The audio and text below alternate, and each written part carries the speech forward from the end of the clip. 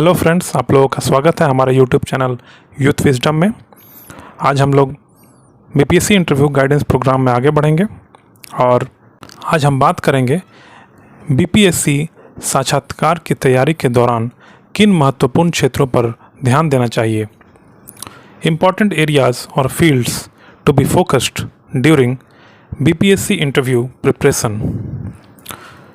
This video is presented by me Deepak Kumar, ARCS in 64th BPSC, and I have secured highest interview marks in 64th BPSC, that is 90 out of 120, which is also secured by rank 1. तो चलिए हम लोग start करते हैं। इस video में हम लोग बात करेंगे कि आपको किन किन क्षेत्रों पर ध्यान रखने की ज़रूरत है, वो कितने तरह के फील्ड हैं, टॉपिक्स हैं जिनको आपको प्रिपेयर करने की ज़रूरत है, क्या पढ़ें क्या ना पढ़ें, इस पर भी हम लोग बात करेंगे। और बहुत सारी क्वेश्चन जो होती हैं आपकी, वो उस पर हम लोग भी बात करेंगे। तो चलिए हम लोग स्टार्ट करते हैं। देखिए, साक्षात्कार की तैयारी के समय अभ्यर्थियों के मन में कई प्रकार के प्रश्न उठते हैं, जैसे मैं क्या पढ़ूं, पहले क्या पढ़ूं, क्या प्रश्न पूछा जाएगा, किस विषय से प्रश्न पूछा जाएगा, क्या इतने कम समय में तैयारी संभव है, आदि। इस प्रकार के प्रश्न उठना स्वाभाविक है और वास्तव में यह समय घबराने का नहीं बल्कि रणनीतिक रूप से तैयारी करने का है। तैयारी करने के लिए सबसे आवश्यक है कि पहले आप उन क्षेत्रों का चयन करें जहां से आपसे प्रश्न पूछे जा सकते हैं। उसके बाद उन क्षेत्रों से जुड़े संभावित प्रश्नों की सूची बनाकर उनका एक व्यवहारिक उत्तर सोचें। साथ ही इस क्रम में प्रश्न उत्तर का मानसिक स्तर पर किया गया विचार साक्षात्कार की दृष्टि से सबसे उपयोगी होता है। ठीक है, पूर्व के वर्षों के साक्षात्कार के अनुभव पर तैयारी के लिए निम्न क्षेत्रों का चयन किया जा सकता है। तो नेक्स्ट हम लोग देखते हैं किन क्षेत्रों का चयन किया जा सकता है। सबसे पहले है बायोडेटा। बायोडेटा में बहुत सारे इसमें प्रश्न पूछे जा सकते हैं, जैसे optional subject, graduation subject, hobbies, job, इनके बारे में आपसे प्रश्न पूछे जा सकते हैं।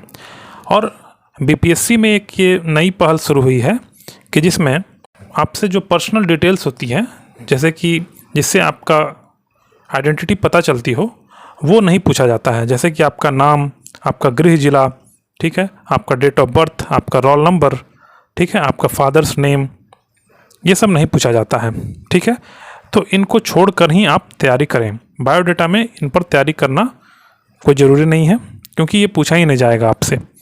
तो आप उनको छोड़कर जो बच जाते हैं आपके सामान्य जानकारी, जैसे कि ऑप्शनल सब्जेक्ट, ग्रेजुएशन के सब्जेक्ट और हॉबीज़ अगर हैं आपकी तो उस पर आप तैयारी कर सकते हैं। जॉब अगर हैं तो जॉब से रिलेटेड जितने भी प्रकार के क्वेश्चन होते हैं वो आप तैयार कर सकते हैं।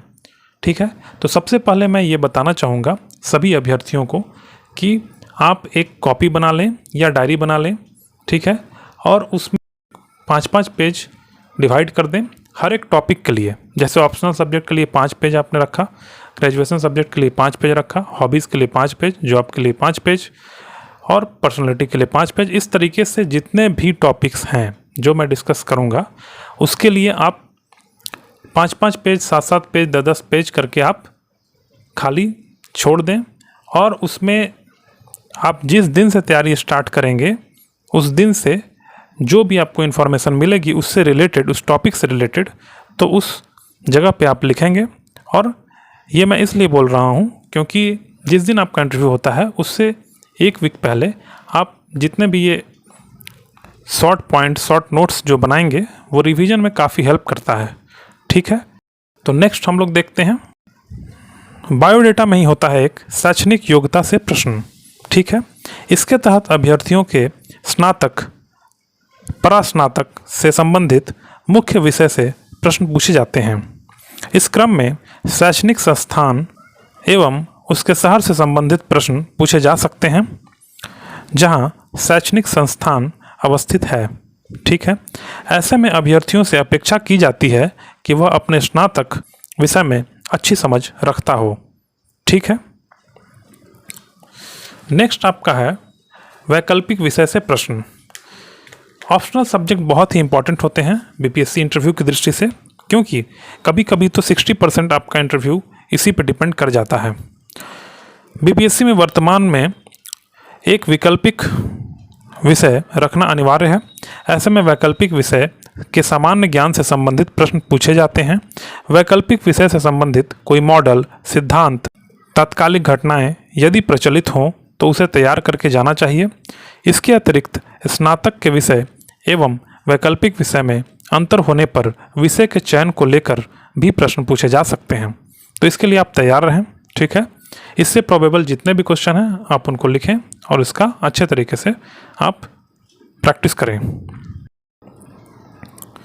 इसके अलावा अगर आपकी कोई हॉबी है, अगर कोई अभिरुचि है तो उससे भी प्रश्न आते हैं, ठीक है। साक्षात्कार बोर्ड द्वारा अभ्यर्थियों से हॉबी पूछा जाता है, फिर उस हॉबी से जुड़े सामान्य प्रश्न पूछे जाते हैं। जैसे अगर आपकी अभिरुचि उपन्यास पढ़ना है तो इस प्रकार के प्रश्न भी पूछे जाएंगे। जैसे आपके पसंदीदा उपन्यासकार कौन हैं, बिहार के 2 उपन्यासकारों के नाम बताएं, आदि। बोर्ड की अपेक्षा होती है कि अभ्यर्थियों को अपने हॉबी से संबंधित व्यवहारिक जानकारी हो। एक और चीज़ मैं ऐड करना चाहूँगा, जैसे अगर आप कोई जॉब में हैं तो जॉब से संबंधित भी प्रश्न आते हैं, ठीक है। यदि अभ्यर्थी किसी प्राइवेट या सरकारी जॉब में हो तो उससे जॉब से संबंधित भी प्रश्न पूछे जाते हैं। इसमें बोर्ड की अपेक्षा होती है कि अभ्यर्थियों को अपने काम एवं कंपनी से संबंधित जानकारी हो, साथ ही जॉब छोड़ने, पदोन्नति, वेतन आदि से भी प्रश्न पूछे जाते हैं। तो इसके लिए भी आप तैयार रहें। उसके बाद आपका आता है बिहार राज्य से संबंधित प्रश्न। बिहार राज्य में जैसे कि schemes, government policies, problems related आप क्वेश्चन को तैयार करेंगे। बीपीएससी में बिहार राज्य से संबंधित प्रश्न पूछे जाते हैं। उदाहरण के लिए राज्य की समस्याएं, गरीबी की समस्याएं, कृषि की समस्याएं, शिक्षा की समस्याएं तथा इसके कारण एवं निवारण भी पूछा जाता है। बिहार में बाढ़ एवं सूखे को लेकर भी प्रश्न पूछे जाते हैं। सरकारी योजनाओं एवं कार्यक्रम से भी प्रश्न पूछे जाते हैं। तो इन सभी प्रश्नों को आप तैयार कर लें और एक अच्छी समझ बना लें, ठीक है। नेक्स्ट आपका आता है सिचुएशन बेस्ड क्वेश्चन, ठीक है, या इसको कहेंगे परिस्थिति जन्य प्रश्न। साक्षात्कार बोर्ड द्वारा कई बार अभ्यर्थियों से सामान्य मनोविज्ञान से जुड़े प्रश्न भी पूछ लिए जाते हैं। जैसे आपको अचानक भीड़ ने घेर लिया तो आप क्या करेंगे, ठीक है। यदि आप कभी नक्सलियों के बीच अकेले घिर गए तो क्या करेंगे, ठीक है। आपके परिवार में किसी सदस्य ने किसी की हत्या कर दी तो आप क्या करेंगे। आपके सीनियर आप पर भ्रष्टाचार में शामिल होने के लिए दबाव बनाएंगे तो आप क्या करेंगे, ठीक है। अगर आप एसडीएम बनते हैं और कोई दुर्घटना हो जाती है, उसको चेक करने के लिए जाते हैं और वहाँ भीड़ उग्र हो जाती है तो क्या करेंगे, आप कैसे हैंडल करेंगे। तो इस तरीके की प्रश्न जो है ये आती रहती हैं। तो इन प्रश्नों पर भी एक समझ बना लें, ठीक है, और एक अपना लॉजिक तैयार कर लें कैसे इन प्रश्नों को उत्तर देना है। वैसे मैं एक वीडियो लेकर आऊँगा सिचुएशन बेस्ड क्वेश्चन पे, ठीक है, आप उसको देख सकते हैं। इस प्रकार के प्रश्नों के माध्यम से बोर्ड आपके व्यक्तित्व एवं प्रशासनिक कौशल को जानने का प्रयास करता है, ठीक है। तो इसलिए ये बहुत ही इम्पॉर्टेंट है कि सिचुएशन बेस्ड क्वेश्चन को आप अटेम्प्ट करें और इससे ही आपका जो मार्क्स है वो बढ़ेगा। नेक्स्ट आपका आता है करंट अवेयरनेस। राष्ट्रीय और अंतर्राष्ट्रीय घटनाक्रम से प्रश्न जरूर आते हैं। विगत 6 माह के दौरान घटित राष्ट्रीय एवं अंतर्राष्ट्रीय घटनाक्रम से प्रश्न पूछे जाते हैं। 1 वर्ष तक के बहुचर्चित विषयों पर प्रश्न पूछा जा सकता है।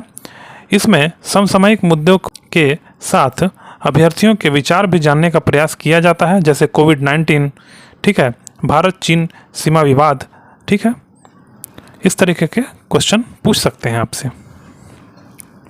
लास्ट आपका है post preferences and administrative roles और फंक्शन, ठीक है। तो आप जिस पद के लिए जा रहे हैं उनके बारे में, उस पद के बारे में आप ज़रूर जान लें। एडमिनिस्ट्रेटिव रोल क्या होता है, जैसे एसडीएम का रोल क्या होता है, एसडीएम का फंक्शन क्या होता है, ठीक है।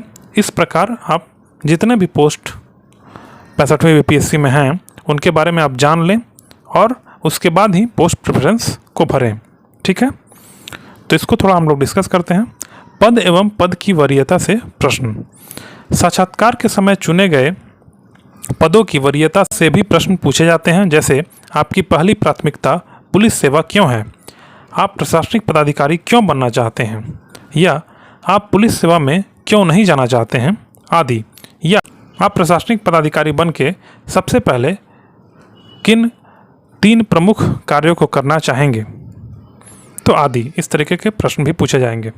आई थिंक आप लोगों को जितने भी टॉपिक्स मैंने दिए हैं इन पर आप अच्छे से काम करेंगे और आपको ये टॉपिक्स और एरियाज़ जो हैं समझ में आ गए होंगे, और इस पे आप एक डायरी या कॉपी बना काम करना स्टार्ट कर दें और जितने भी इनपुट मिलेंगे आपको इसे अपडेट करते रहें और आपको सफलता ज़रूर मिलेगी। शुभकामनाएं हैं आपको। और अगर आप कोई भी प्रश्न पूछना चाहते हैं तो कमेंट सेक्शन में पूछ सकते हैं, और हमारे इस प्रयास को लाइक करें, हमारे YouTube चैनल को सब्सक्राइब करें। धन्यवाद।